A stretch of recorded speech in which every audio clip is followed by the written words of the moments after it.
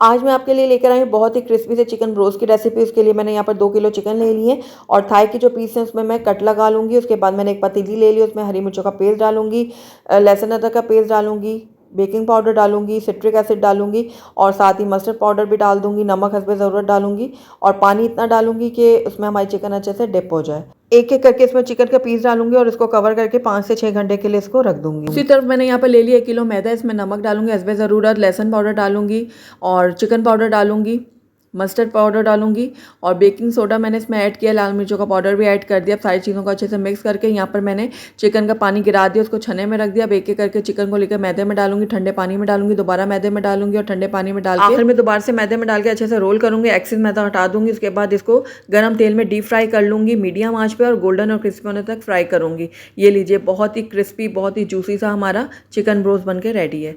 Enjoy.